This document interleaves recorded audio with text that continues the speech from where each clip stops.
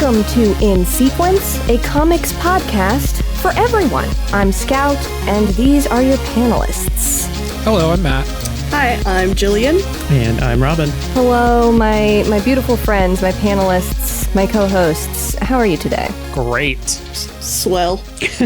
Yeah, doing fine. Excited to talk about Veil. Yeah. Today we're going to be talking about a manga called Veil. Getting directly into the front matter, we are covering Veil. This is a manga written and illustrated by Kotteri, who also works under the name Ikumi Fukuda. English publication is ongoing, starting in June 2025 with these first 2 volumes, published by Auron Entertainment in association with Manga-splaining Extra, which is a very funny name. I did not know that. That's very funny. Yeah, it's very good. I checked them out today, and it turns out that they have like a newsletter, and also they help publish manga, which, like, good for them. The English translation on these first 2 volumes for this official release was done by Jocelyn Allen. Veil began life in 2017 as loose character illustrations on Kotteri's Twitter. Viewers were very taken by the characters, and so was Kotteri herself. It evolved over time into a self-published doujinshi, and then was subsequently picked up for publication by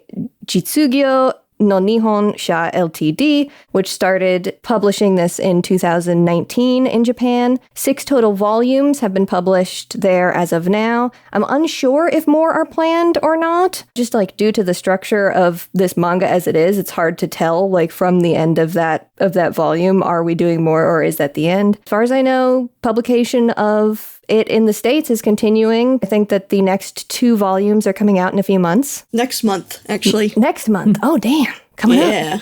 This was my recommendation. I'm excited to do this episode, and I would love to know just like initial early thoughts, how y'all enjoyed it. Y'all can jump in. I want Robin to go first. I thought it was great. I had a great time. Yeah, I truly again, because I'm me, I read it this morning. Incredible. I couldn't shut up about it. Yeah, it's real good. Yeah, this was one of the most, like, as we all read it, we were all sharing a lot of panels of this in our group chat, like more than usual, I feel like. Yeah, this is the fashion corner in a book. It's the whole book is fashion corner. It's so true. Beautiful. This is, and I say this lovingly, so hopefully I'm not dragging any of our listeners or anyone on the show, but this is like your friend that has like Eiffel Towers and posters of New York around their apartment everywhere. It is exactly that art style. Are you calling this Live, Laugh, Love the manga? Yeah. I mean, it is the good parts of that. I think that's a different thing. But Yeah. I know what you're saying. Perhaps the horniest thing I've ever read in my whole life. and we've read a manga with explicit sex in it on this podcast. But somehow the vibes. Somehow this takes the cake. Yeah. I just wanted to say, you said Manga-splaining Extra, and I did not realize that the Manga-splaining podcast has a publishing arm. Yeah, isn't that wild? Oh, it's a podcast? Wow. Yeah, Manga-splaining is a manga like crit podcast, and like one of my favorite American comics writers is on that show as well. And they've got a bunch of publishers that are like hosts of that show too. So I didn't realize they had a publishing That's arm. wild. Oh, sick. That's so cool. There was another connection with the podcast, I believe. Matt, you specifically have brought up Chip Zdarsky before, right? Yeah, that's who I was talking about. Yeah, he's got a special thanks in the back, so it must be related to the Manga-splaining team. Didn't see that. Well, he also was the artist for Sex Criminals, if you've read that before. I haven't, but I did see that on when I was doing some research earlier. So that's cool. Fun. It seems like both Auron Entertainment and like this manga-splaining publishing arm do, like, from when I was looking at Auron, they seem to publish a bunch of Persona-related like manga. I don't know if it's adaptations or spin-offs. That's where I know that brand from. I have the first like 3 volumes of P3. Yeah. Oh, so they do that. So it seems like they do. That's smaller companies compared to some of the bigger names that you see, which is perhaps part of the reason why I had to go on a journey to try and get the physical versions of this book, and I could not find them in the greater Los Angeles area. There was none of them. They were gone. They sold them all. They are hard to come by. My library had one copy each of Volume 1 and Volume 2, and I was able to get Volume 2, but Volume 1 has been on hold for like a month and a half. So they're scarce. Yeah, that was how it was here in Arlington. I was able to luckily, I've regaled our co-host, so I'll shorten it. I managed to order both of them. Only one of them got delivered properly, and that was the second volume. The first volume got returned to sender, and when I tried to reorder it the day that it was getting returned, they were like, "Actually, we don't have it anymore." And We I'm don't like, have it. Sorry, we gave away your copy. Literally, you one just got have the lost on the copy way. that I just sent you. So I did have to check that. I will say, I guess Jill is the only one who knows this then, but the physical edition is like very pretty. I really like the little like tissue paper thing in the front. Yeah, it's got that. Or you did find what's them, it Scout. called? Okay. I ended up being able to get volume 2. I still have Okay. not gotten volume 1. Volume 1 is so elusive. It's got like this patterned vellum that you would find in like fancy invitations and stuff. Yeah. It's very nice. I will say though, because I read 2 on the physical and I actually looked at them both digital. I think this thing really fucking sings on the digital edition. I'm sure it does. I think I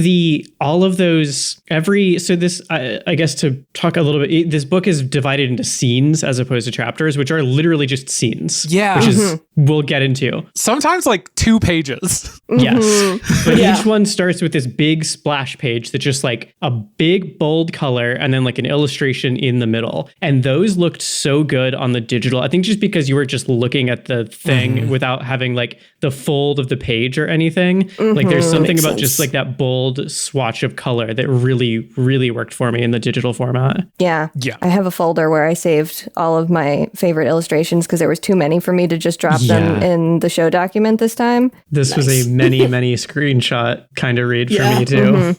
There's one particular that in the book, I believe it's in volume 2, is unfortunately like it's a 2-page spread that's cut down the middle, and because it's a very it's thick paper, it's pretty well made. It is because it's full color, it's very different from like a general regular volume of manga that you might pick up, but that means that the binding is pretty stiff. You can't get it to spread all of the way. So this 2-page spread image, which I'm sending to the chat, just looks incredible digitally, and you can't see it nearly as well in the physical version. Oh man, Oh my God. again, horniest book we've read so far. He's gonna play her like a I piano. was going to say the piano key dress. It says so much. Woo! I'm so excited to talk about this book. Oh man. I don't even know where to start though. Before we get too off of the rails, let me give everybody a quick summary. Emma, a runaway heiress, wants to see the world without being limited by her blindness. She stumbles upon Alexander, a police officer who is quickly drawn in by her desire for an independent life. The pair begin working and living in close proximity, exploring the unspecified mid-century Europe-inspired city they call home across a series of vignettes, discussing every topic under the sun, except perhaps the feelings between them, expressed instead through action, gesture, and expression rendered beautifully through Kotteri's artwork. Will they? Won't they? Are they already? Who knows? Listen to what your heart tells you, because these two certainly aren't saying it, and I think that's beautiful. Oh, that's so real. Incredible. Yeah, they really are not. This book, I think, could be described as simply luscious. Yeah. The colors are so fucking bold. It is so delightful to see manga in full color. We've read a lot of American comics on this podcast that are full color, but there's something, maybe it's the novelty of it, but there is just like the American comics and manga are similar mediums, but the type of storytelling is different. The feeling, the dialogue, the voice is very different. And so seeing the two things, the color intersect here with something that looks closer to a manga than to an American comic is so delightful to me. And the way that its limited color palettes work so well. The palettes are so smart. The artwork was the thing that drew me to this manga the first time I ran across it, which I ran across it accidentally, clicking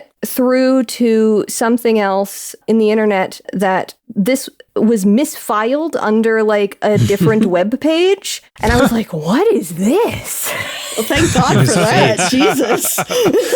Yeah, on the I really like limited color palette I think works so well because it's not like there's color in people's hair, there's color in clothes, there is like sometimes Emma's makeup will be colored in, and like occasionally I'm seeing like there's a mug of tea and the tea is colored. There's a scene at night and there's kind of a blue wash on it, but it's like very limited in how it chooses to like have any color at all. And I think that makes like those details pop so much. I think it is a big part of why this is Fashion Corner the comic, because the clothes are often like one of the only things on the page with color, which I don't know, I just find really interesting. And they change so often too, because Kotteri as an artist clearly loves fashion, especially like this mid-century fashion that she dresses Emma in so much that are just ooh, tasty, delicious. Yeah. A thing that I love that Kotteri does is change hair color constantly. Like Emma is blonde, Alexander has like bright red orange hair, but especially in some of the like splashier like art pieces between scenes, you get like Emma will have like pink hair, right? Yeah. And Alexander will have blue hair, and you know they're still them, even though the drawings are still simple. I just think that there's like a lot of talent here in being able to represent character with just like a limited tool set and also like shake things up. Absolutely. Yeah, you can feel like how in love with both these characters she is as well. From those like between scenes, there will be those here's just a bunch of drawings of them in like as like a fashion magazine cover or whatever. Yes. They're just like so playful. Like I don't know, I really love those bits. Yeah. That's one of the things that I love about like collecting some manga series as physical volumes versus like reading them digitally on the Shonen Jump app is some of these series will have like little extras where it's like sketches that the mangaka did or like little facts. But Kotteri just like says, no, all that's going in everywhere. Yeah. And it's so lovely. And it's just, I just like to look at it. Yeah. I feel like they work so well here too. Like those feel like almost like the imagination of the characters in this way, like how they're imagining themselves in these different styles. Like because like as we were saying, this is divided into scenes, which are in the first volume mostly 2 pages long, which I love. And so it's like the rhythm of those sketches between the scenes is the same as the rhythm of the scenes. Like it doesn't feel like here's a full issue and then here's just some little drawings to break it up. Like they have almost the same like prominence on the page as the stories themselves, which again is just, I don't know, it's such just a showcase of like the talent of this artist. Yeah. I really want to shout out like the original Japanese layout team that would have worked on this. It seems like the English edition is pretty much just like English translation on what was released in Japan from what I've seen of like what the physical Japanese books look like. And I think that it's really, I think they were really smart in not forcing this to end up being structured more like a traditional volume of manga, but instead really embracing what was clearly just like this pileup of content that Kotteri had from designing these characters and just doing a bunch of drawings that were going out on her personal Twitter, like before this ever ended up becoming a thing that was a book and had like some sort of storyline, and just saying like, no, we want those to go. It's part of the story. Like we want those to go into the book too. And I think that's so smart and so delightful. And I love it so much that it's like half manga, half art book in a way that is so special. Yeah. The whole time I was reading it, I think a couple episodes ago, we said that Angela might have been better as like a Stephanie Hans art book. And the whole time I was reading this, I was thinking like, this is what Angela could have been. Make this Angela. Make Angela this. Oh my God. Yes. Yes, just give me little scenes of Angela and Sarah in their apartment smoking cigarettes and chastising each other for smoking cigarettes. I'm into it. And sure, like they can go fight things. That's cool. That can be some of the scenes. Yeah. Oh man. I just sent y'all an image from the beginning of scene 18 that is, I don't know, it's Alexander looking like Auron from Final Fantasy X. So true. With the big high collar. Yeah, but it's also just like fucking gorgeous art. This actually reminds me to bring up something from, there was Kotteri has done an interview with a German manga blog, which I can only read via Firefox graciously auto-translating. So obviously it's not like the greatest, but shout out to us having that technology. But there's stuff in here that like transcends questionable translation. One of them is something that I thought Jill especially would appreciate, which is that the look of the coat for Alexander was inspired by Jotaro from JoJo Part 3. Fuck. It is such a Jotaro coat. And with the hat, too, sometimes I'm like, okay, sir. Yeah, he's got that. He's got that look. The one just artistic spreads that I kept looking at, it's at the end of scene 23, where it's like the color swap. So the one of Alexander is him lighting his cigarette on a candelabra, which, first of all, yes. Anyway. And the border is all in this like very light pink, and the background is like this teal, and he's entirely in like grayscale black and white. And then the opposite facing one is Emma with her hair all tied up with a Dior ribbon, but her background is pink and her outline is blue, and it's just, you smash the book together and it's the same colors kind of. Oh, that's such a good detail. I hadn't even noticed that. Oh, that's good. This is violent. This is one of the hottest images of Alexander in the book. I was thinking that when I was looking through it. I was like, damn, he looks good there.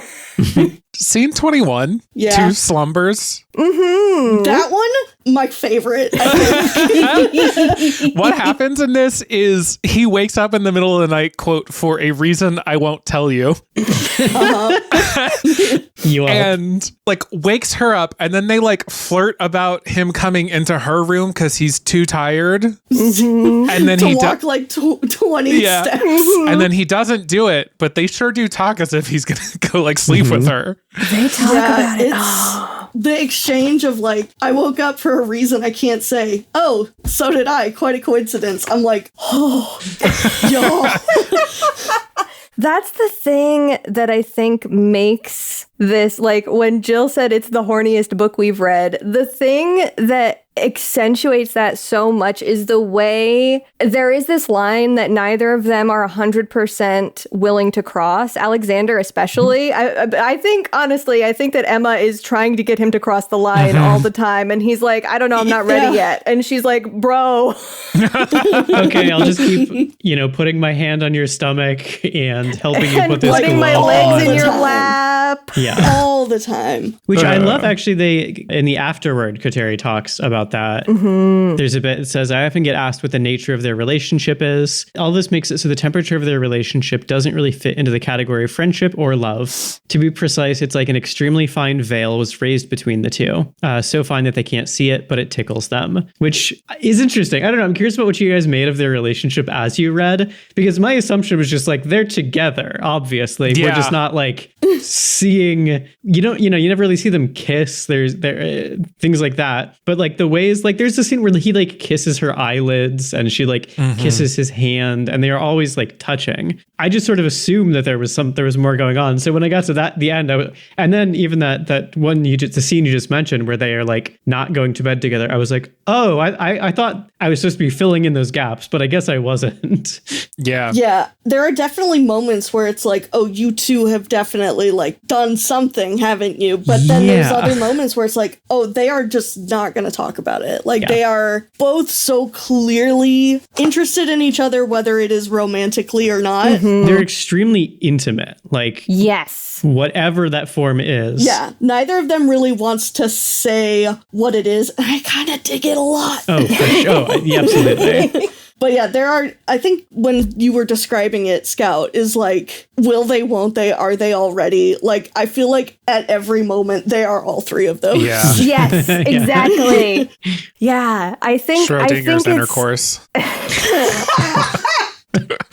I think it's so much weirder than just like they are together or they are not. I think even like the way that Kotteri as the author says like that's not really friends or lovers makes it sound more distant than what it actually is, which I think is just like there is this intimacy. They are so drawn to each other. They are so fascinated by each other. They are so interested in each other. But there is something about it where they are like, I read it very much as a fear of losing what they already have. And so like playing in this undefined space instead of actually defining it or actually being like, hey, I'm interested in you. I feel like I get that from him. I don't get that from her. I just read her being so confident that she doesn't like need to even say anything. It was just like, yeah, this guy is mine. He belongs to me. So I don't even need to like ask the question. You're totally right. There was the one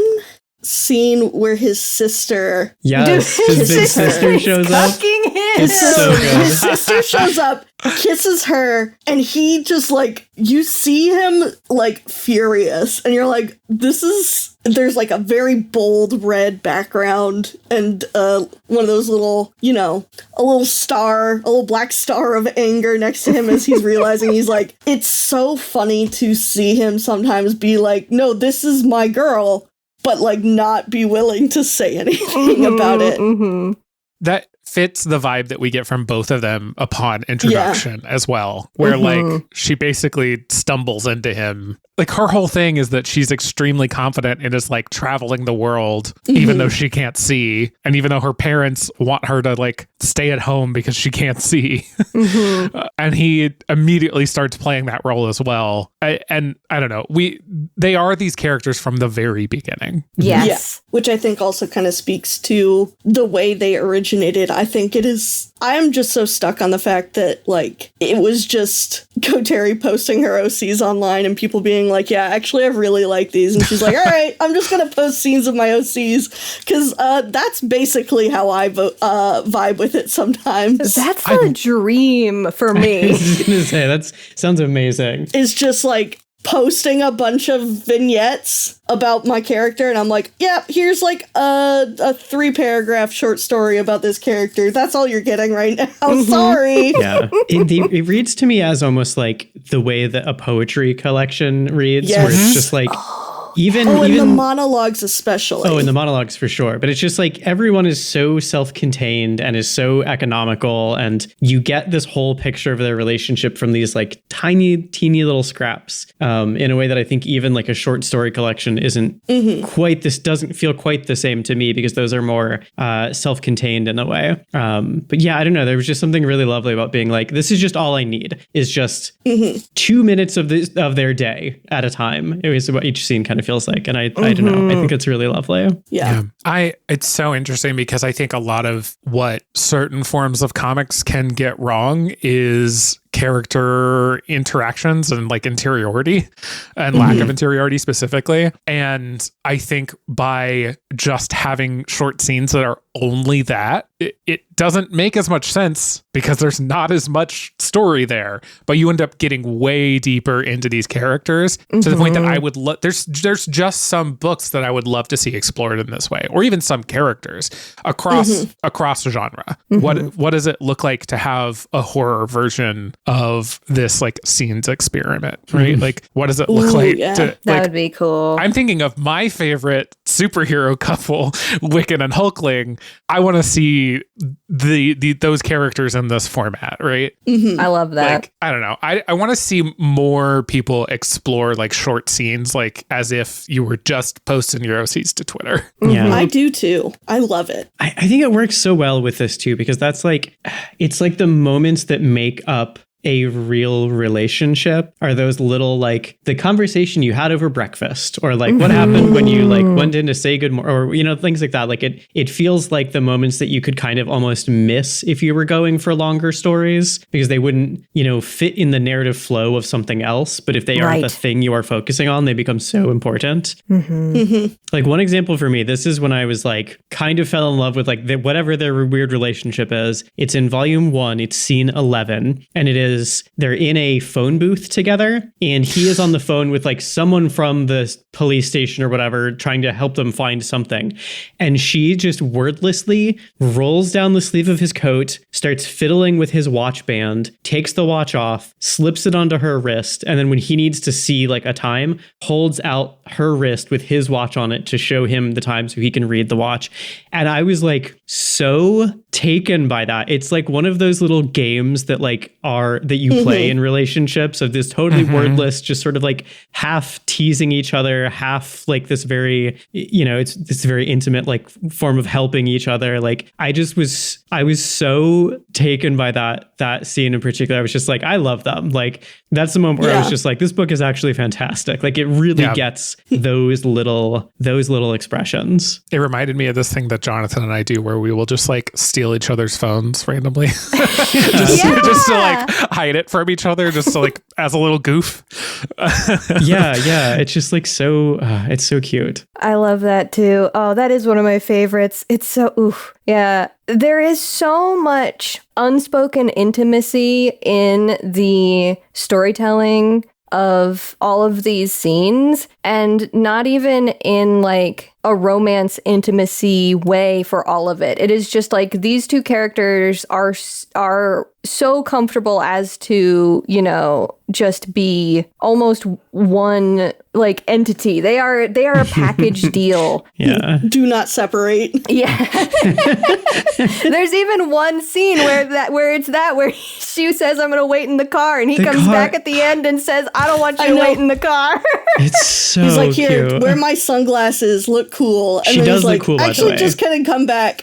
She looks unbelievably cool in her little red coat with her sunglasses sitting in the car. Oh, incredible. God. She looks incredible. Scene 15 I really enjoyed, of her taking pictures of sounds. Yeah. Yes. And then he's like, okay, here, hold the bread, and I'm going to take the camera. And he just takes this really cute picture of her, like, holding this bag of fresh bread right up to her face and smiling and smelling it. And it is so fucking cute. It's great. It's good. It's so good. I love that panel too, when you see her holding the bag, just vignettes it so it looks like it's through the viewfinder. Like it's, It's so good. so, yeah. Yeah, and his expression as he says, I can't wait to see how these pictures turn out, is so what a good little it's good. They will spend like 6 scenes pretending they're not in love, and then they'll just say shit like that to each other. I don't remember what scene it's in. The one over lunch where she's talking to him about his hand. Oh, this is a book about hands. Where she's talking about like his hand being his heart. Yes. Fucking kissing it. Mm-hmm. Yeah. Wow.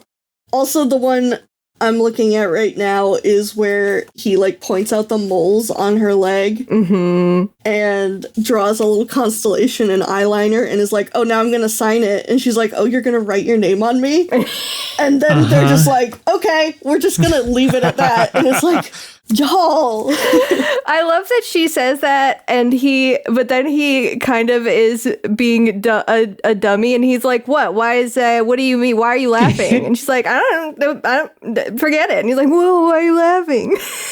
He is very clueless sometimes. It's scene 19 for the listener, is the hand one where they're at lunch, and she sort of takes his hand and starts talking about his hand being like, your hand is the size of your heart, and I wish that I could, you know, tell your like I could see into your heart, into your soul through your hand, etc. And has a very poignant and thoughtful commentary about that when your heart, I'll read it out. So, when your heart starts pounding, well, I think that's when your heart wants to get outside for a bit, to be seen. Bring me out into the open. Look at all of me. What is making me beat so hard? And you just have to look with your eyes and think. And some time passes, like one page passes, their food is delivered. And she says, like, why are you so quiet? And he's like, because I'm speechless. Because a certain someone told me a story that left me speechless. And he is so... Like, he is covering his mouth. He is, like, blushing. This man is so embarrassed. Yes. That's also the bottom of that page. She kisses his hand. And then the next page, the first drawing of him, he's like biting his lip so hard. And he's like clearly like trying not to pass out in this panel. Yeah. He is. He's gonna fucking die. It's so good. There's just so much about hands in this, which is like It's very funny to me because that's like such like a lesbian trope. It's just like the only part of the body lesbians care about is your hands. It's like the hottest thing. So like this being a straight couple makes it funny, but also the fact that like she's blind and so she touches things all the time, like especially him all the time. And I don't know, like I think there is something there about like this sort of implicit intimacy of that, where it's just like I need to understand the world, I need to touch it, and so I'm just gonna go about that. That's I don't know. I find it's really interesting. There's so many of these just like splash arts, I think, really highlight that too. There's so many of them where she's like got like a finger or two up his glove and is like pulling the glove off. And I'm like, this is too sexual. It's a lot. I'm sharing two that are quite far from each other, like as far as like where they are placed in the book. I think one might even be volume 1 and one's volume 2, but they are like a matching pair to me. And it's these two, one of him applying lipstick to her, and then the other one is him like holding the lipstick, and there's a little lipstick on her on her knee. Like this later one, man, it's yeah. I showed the first one of these to our friend Julia, and she was like, I need you to give me this manga right the fuck now. She's like, I don't care what it's about, I need this. I would really recommend, even if you don't read it, like just flip through that, like find this and flip through it just to see those full page illustrations, or like the pages of some of them are just like a page full of like 10 different sketches or whatever. I think you get so much of their character even through those. They're just so they're so lovely. Just like as an object, this book is gorgeous. Man, I really am obsessed with this one on the knee. God damn. It's good. What is Kotteri on? I need some of that. I need a hit of that. I want to hear a little bit from everybody about how you felt about the dialogue. We've talked a lot about the dialogue, obviously, but how you felt about the dialogue and the way that it's written, because I get this feeling from it that I think it is so delightful to me, the way that basically anytime they are saying something, there is a subtext to whatever they're speaking about. Like anything that they are saying actually has a secondary meaning that you are sort of gleaning from what is happening on the page, what is happening with their expressions, with their motions. I want to shout out like anybody who has to translate this out of Japanese, because subtext has to be so hard to translate, like just whole cloth. And I know that at least in conversational Japanese, there's also a lot of contextual words that get left out. And so I'm just like, it had to be a feat that it even comes off as like clearly as it does. But I wanted to hear if anybody had particular thoughts about that. I think what Robin said earlier is like exactly how I felt, is that it feels poetic, not just in the like way that the words like, not just the way that it is prose that is written, like, not just the word choice, but the fact that, like you said, there's just layers of meaning behind every single speech bubble that is like, you have to approach it like you're approaching a poem and be like, okay, the words that are here are important, but we also need to, like, look a lot deeper. Yeah, I mean, I think it also does a really great job of their dialogue sounding like them, or like telling you who they are. Like they both tend to speak in these, like, they joke around a lot and they kind of quip and they have these short little things that they say, but they feel so distinct from each other. Like they talk very differently at times. It always kind of feels to me like Emma is a little more like knowing, like she is saying things with the awareness that she is of the meaning under her words. And I feel like Alexander is less aware, but the meaning is still there under his words. He just doesn't know it. Which I don't know. I just think it's really, like you said, it's a real feat to do. When they tend to speak like in that, like such short sentences and phrases to still get that much character out of them. Yeah, like how do you're so right, and that is absolutely like the way that it feels. But how do you even go about thinking about trying to write that and have that feeling come off, right? Even like looking for examples of that, it's hard. I can't really find one that like says what I mean. You kind of just have to get the impression of it from reading. Like I don't know. There's something very subtle about it. Yeah, because so much of it is like in tandem with the artwork as well. Like there is so much about what is in the speech bubble is so colored by the artwork that is like a companion to it. Yeah, I was going to say, it feels like the artwork was done first in that way. Like the storytelling was done in the artwork first, and then the writing came later. Like the text came later. I don't want to say the writing, but I think it is, even if that's not necessarily the process, I feel like that's what was going through Kotteri's head. Is like, what do I want these people to be expressing visually? And then the sort of the writing came, or I guess the text came next. Yeah, absolutely. I think another place where this shines is something that I am constantly championing, which is the art of not explaining a damn thing. Yeah. And that is in my little summary, I've sort of said this is a nondescript Europe-inspired, like mid-century Europe-inspired city that is been said directly by Kotteri herself. That like it's not based on any one specific place. It is based off of an amalgam of like things that I really liked about Europe in movies. I love that. It's just vibes based. Yeah, it's so good, and like we don't really see them doing any actual like police work.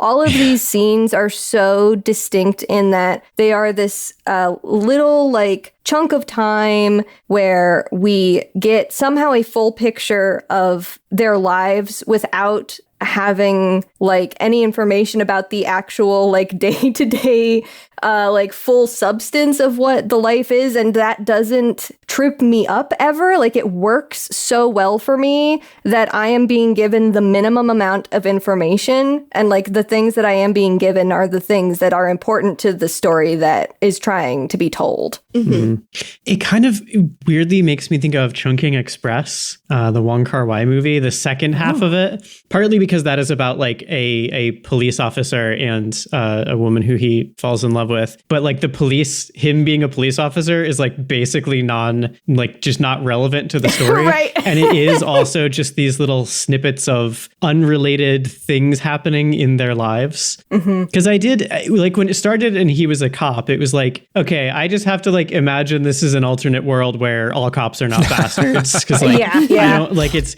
is something very fraught about it. It comes up so little. I'm kind of like, why is he a cop then? But I think it is just kind of aesthetic. I think it's just to put him in that really cool cloak. Exactly. I mean, I think it is like, I think the uniform is important. It's literally just for the uniform. And if it is that kind of like, this is a vibes-based version of Europe, at the end of every chapter or of every book, it'll say like, end of Veil Volume 2, whatever. And there's this little tagline, which is calming noir. And I think that is the point of him being a cop, is like, it's a noir-y kind of feeling thing for a person to be a cop. So that's just what he's going to be. I don't know. I was thinking about that after I finished it. I was like, wait a minute. There's like no cop stuff in this book, even though that's what he is. I do think the uniforms are a big part of that, to be honest. Yeah. I also, just to shout out another random thing I love about the art, is just the panels themselves. Yes. They're there's like not a single straight line. They don't often even connect entirely all the time, or there'll be those little like construction lines between them. There are parts where speech bubbles will like run over the side of a panel. And I think it just it's this like very sketchy feeling to it that I think makes it feel like if it were, total straight lines and constructed, it would be like, here is the narrative as I have structured it in a very particular way, and I'm presenting it to you. But the sketchiness of the panels themselves kind of lends itself to the roughness of those moments too, where it's just like, this is just something that happened. It's not structured. It's not complete. It's just is what it is. That's such a good point. I don't know. That's how it made me feel anyway. And I really dig it. Yeah. Like it suits what the comic is going for. Yeah. That was actually one of the first things that I noticed when I originally read this manga, is the way that this is absolutely, when I am laying out a comic page, this is what like my first pass at panels looks like. And I love that just being the end result with these. I think that is so unusual, and just, it delights me. And it really does. It makes it more personal in this particular way too, that like there's something about it, maybe because I am an artist specifically, but it makes me feel like closer to Kotteri as an artist as well, of like seeing into the process almost. Yeah. There's like there's a mix of like levels of detail or like constructedness of the drawing. Like even within one panel, it will be like, there's one, I'm not going to remember the scene, but there's one where they are outside on the street and they are rendered in like this gorgeous detail, their clothes, their hair, their faces, everything is just like so well done and like finished and shit, everything. And then in the background, there's just cars that are just like big marker, extremely sketchy, like here's 2 circles for the headlights and a couple lines for the rest of it, and that's all you got. And I just really, that like focus of what gets like a finished drawing versus a sketch is so interesting to me. Oh, it's page 101 of volume 1, so the end of scene 11. I guess I described it a little incorrectly, but it's... yes, totally. Yeah, there's the like right a bridge in the background. It's so super sketchy. Yeah, that stuff is great. And that is something that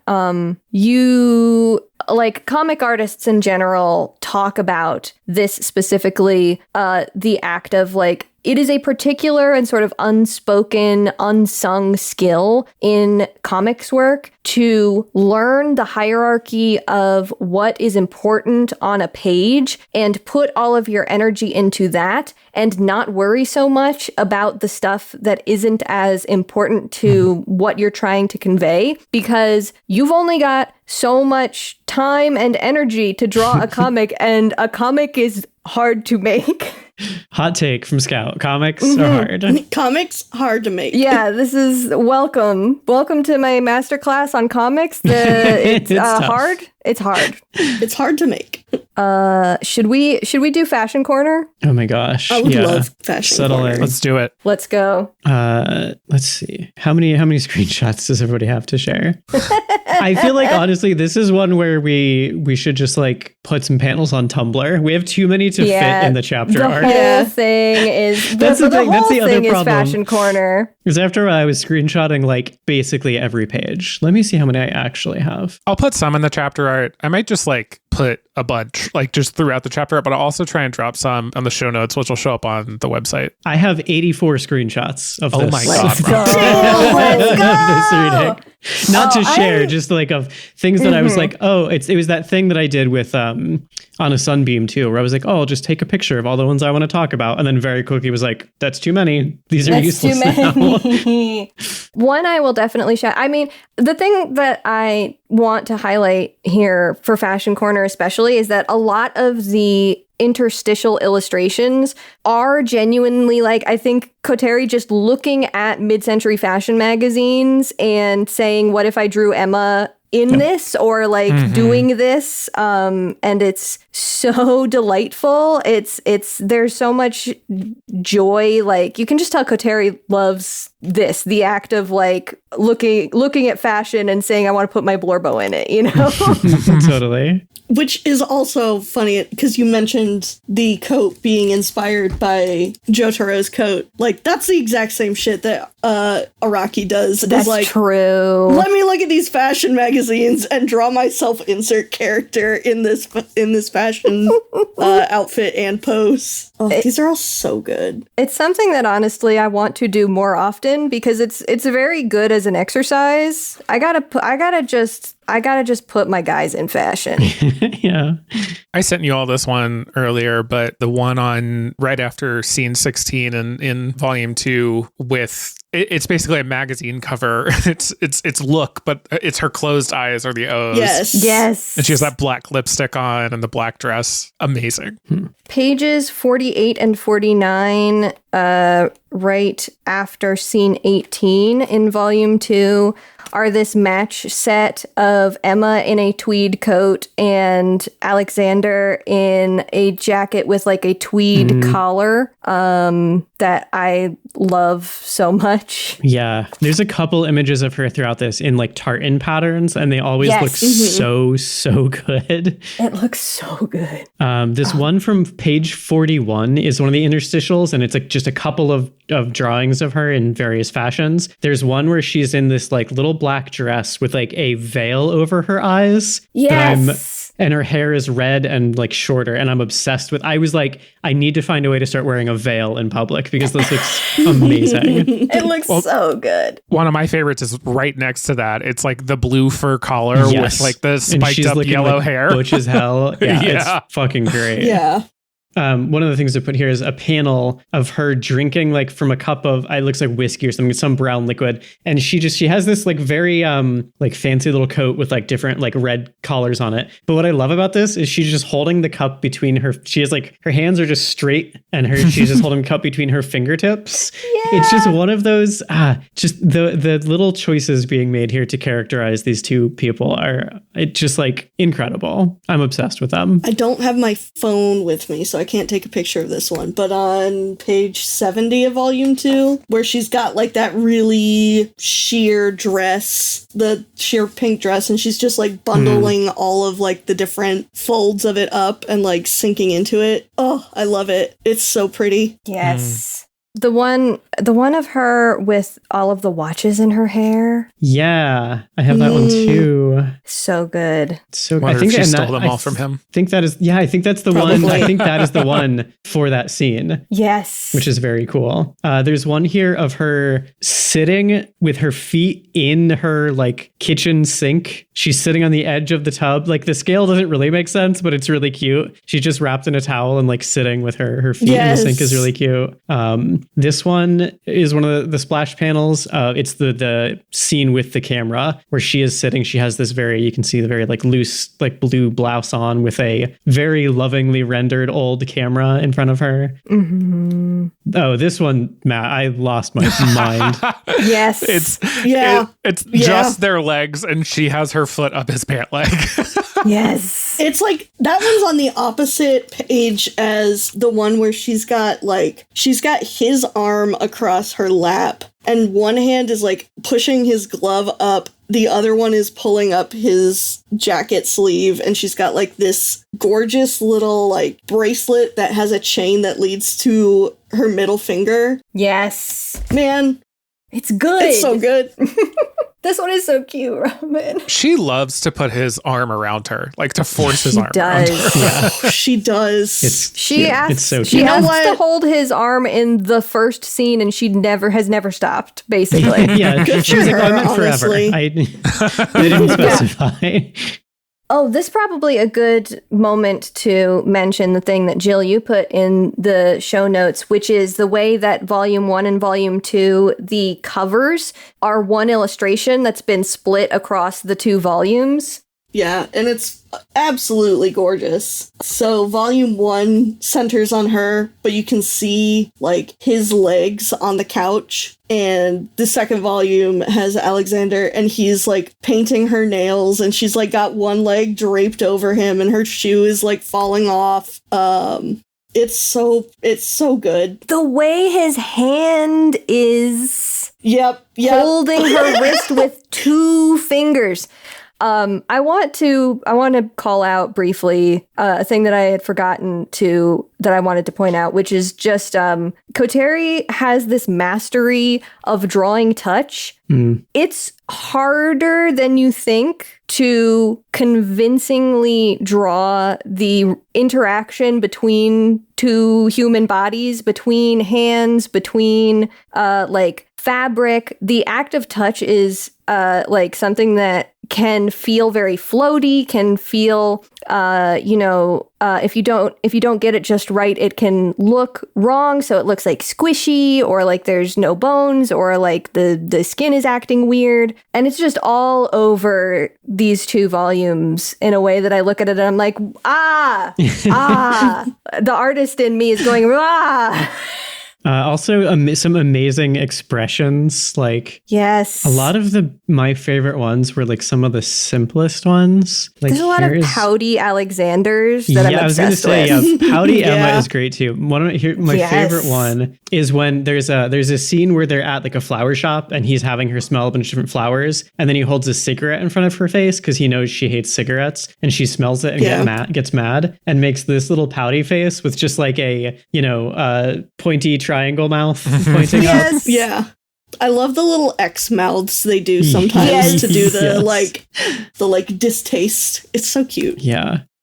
Again, just like look through this book. It's so good. It's good. Oh, there's a really good Alexander in the flower one too. I like when Alexander's hat is so far down on his forehead that it becomes his eyebrows. The expression's so good. Oh, it's good. I'm so happy that all 3 of you have enjoyed reading this as much as you have. I love to recommend something and be correct in finding my audience.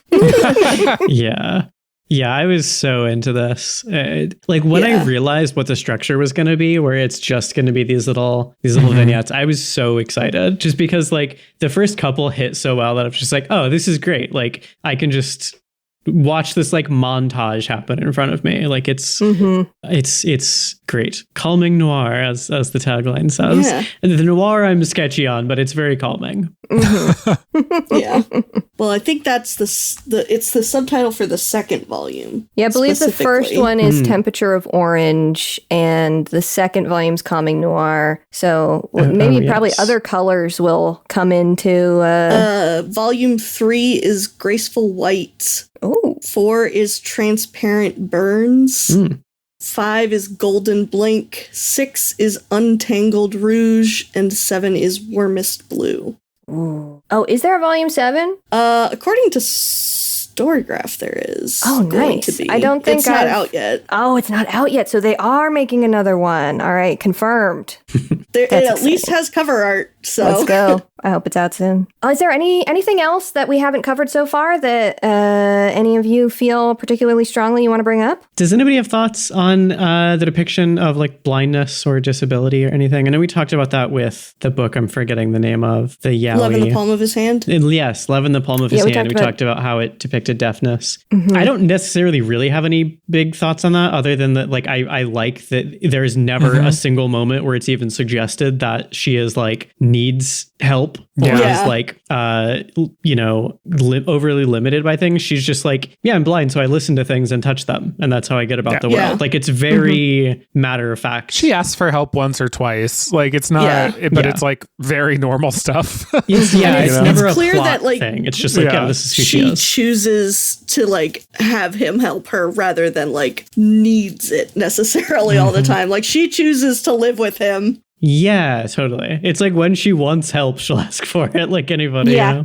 You know? She's like, I could live on my own, but I could share this house with you. So I'm going to do that, and we're not going to talk about why. Yeah. I'd be curious if any blind listeners have thoughts on that. Maybe I'm wrong and this sucks in some way I'm not seeing, but I found it like very... I would be interested because I get the same feeling as you. I feel like it's not acknowledged that much. And I think for me, that feels comfortable. That feels like a reasonable thing to, I think generally, as I have heard from disabled people and just from what I've read about this stuff, I'm not super well read on it, but I think that generally I believe and disabled people have also said similar, I've seen similar takes is it's good to have stories where it is a focus, but it's also good when those things are represented and it's not the focus. It's just like a part of the world and the way that it can just be a part of life. I think that it can be good to have depictions of disabilities like that. And I think this airs closer to that. And I think it works for me, but I would be really interested to know if anybody has additional thoughts on it who is blind, has experience with it. Yeah, I feel that's exactly the way I feel, where it's like it affects her in ways you would expect, but it is never like, and here's the storyline about how hard it is for her. It's just like, she's an adult. This, she knows how to deal with this. Like, this is, Yeah. I also love that she just gets to be into fashion anyway. Yes. Yes. There is one scene where they talk specifically about he picks out clothes for her based on how they feel. Yes. Like she just loves the feeling of certain clothes against her. I thought that was a really smart, I think that's a really clever, and feels good and I get it. Tactility. And totally, because I thought I read that and I was thinking of what are the things that I like to feel myself wearing the most. Like I think that is such a part of it too. It was just a very well observed little detail. Good ass comic. Good ass comic. Good comic. Sorry, I'm just Googling stuff. There are acrylic stand figures of Emma out there in her little fashion. I'm like, wow, maybe I can find one for Robin. I love Emma. Emma's good. Emma's good. She's worth loving. All right. Kotteri, under the name Ikumi Fukuda, has worked with various authors as the artist on several manga, most of which, as far as I could find, have not gotten English publications or even fan translations. But I thought it was interesting to still include them. One is called Nanatoshi Monogatari, The Chronicle of the Seven Cities, written by Yoshiki Tanaka. Ashita no Teki Tokyo no Akushu wo Shake Hands with Tomorrow's Enemies Today, is written by Carlo Zen. I personally recommend going to the Carlo Zen Wikipedia page, just as a side note. It was fun for me. Okay. Also seems to have worked on adaptations or spin-offs of other properties. Digimon story Cyber Sleuth seems to be in there. Shin Megami Tensei 4 Demonic Gene was in there. What the fuck?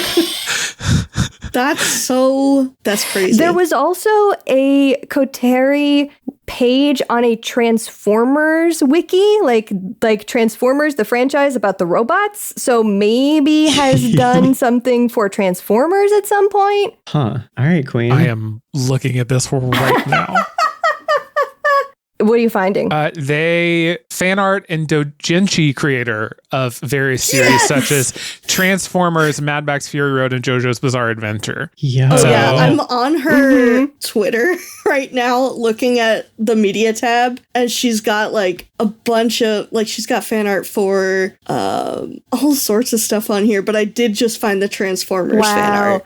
There's the human versions of the what are they, pelicans in Animal Crossing New Horizons? She did covers for the IDW Transformers series. Gotcha. Sick. Oh. So this was 2015, 2014, it looks like. And then has done her own doujinshi where she did interiors. Cool.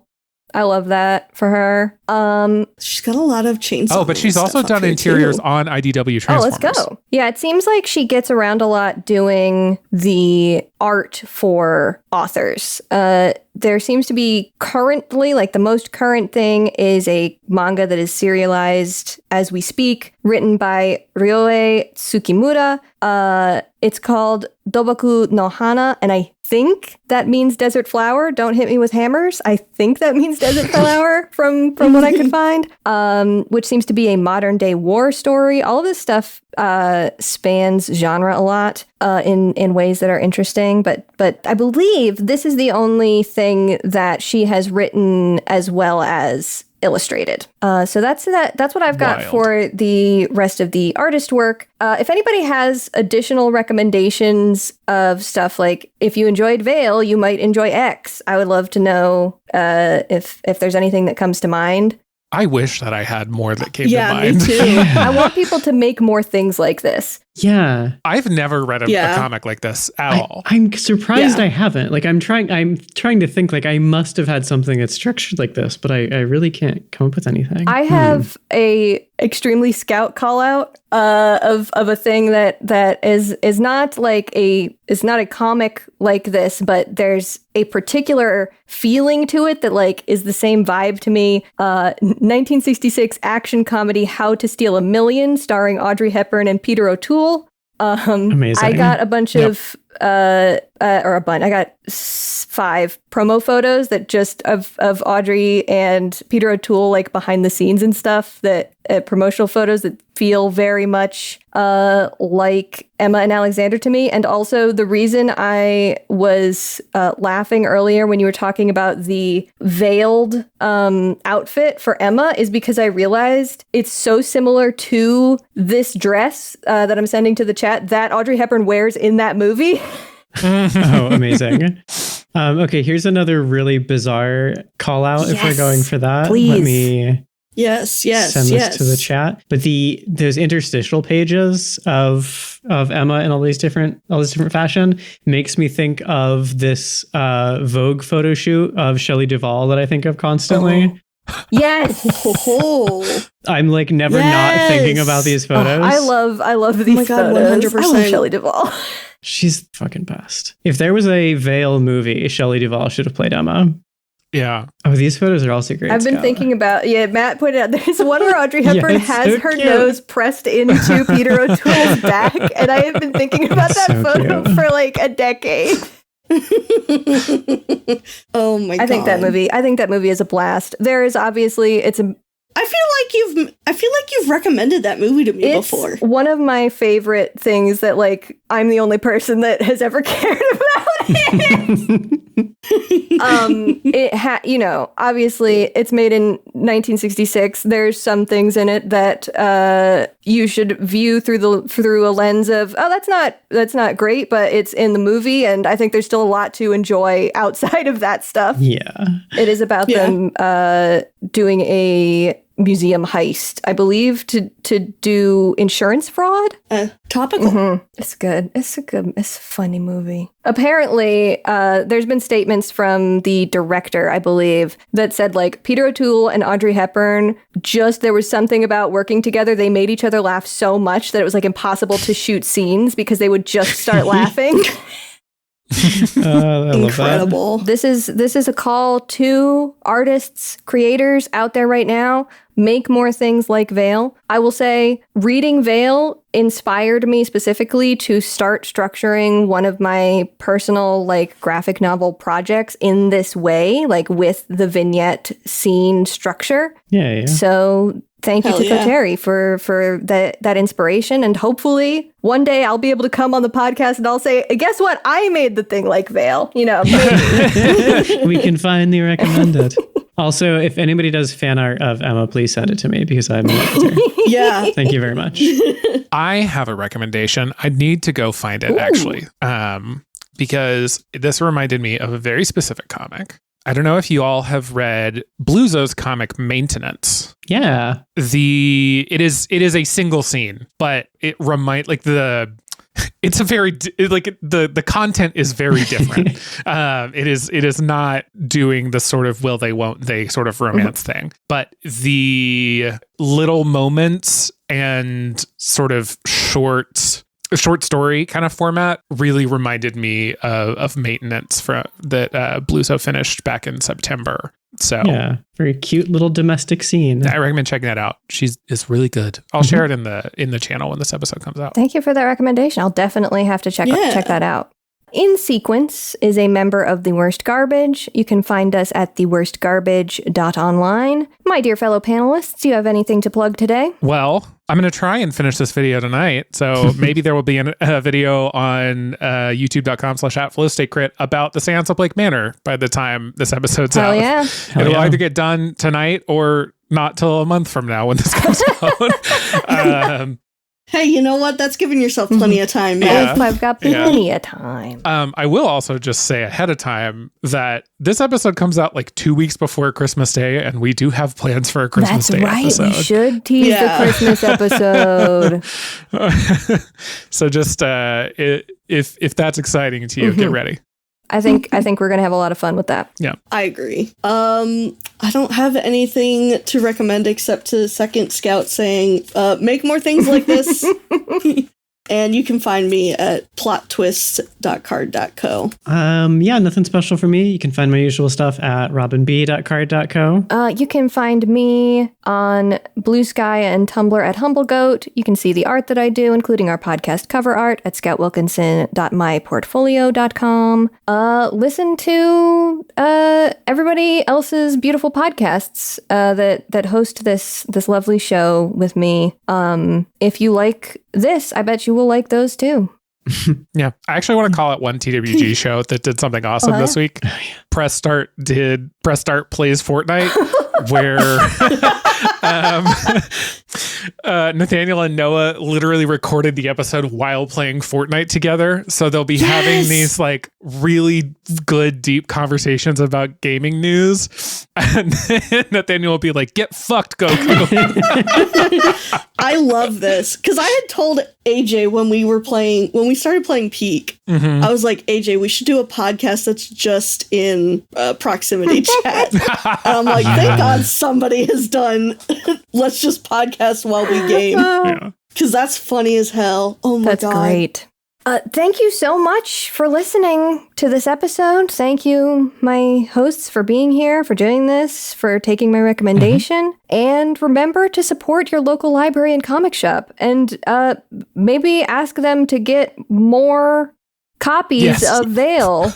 Volumes 3 and 4. Order more when those come out, because everybody that I called about this in the Los Angeles area was like, oh yeah, this is a problem we've been having. People have been calling about Veil and we do not have any copies. And I was like, what? I've never heard of this before. So specifically, I will say this is a thing you can do. Well, one, you can do it with your library anytime. You can suggest, most library websites will have a place where you can suggest them to go like pick something up. But also comic shops specifically, because they're such like local businesses. If you say, hey, I would like you to like get this, they take that as a signal to like order the ones in the future. That is how they run their business. So definitely tell your comic shops if there's something you want. I wanted the collector's edition of Mushishi that just came out, and I called and asked like, hey, do you have this? And the guy was like, no, but this looks sick and I'm gonna order one.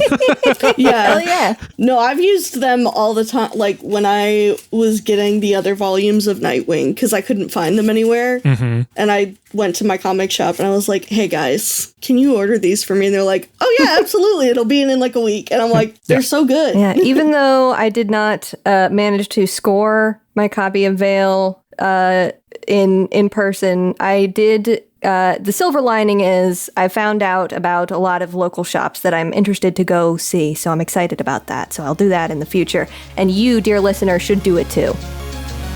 Hell yeah. Bye. Bye.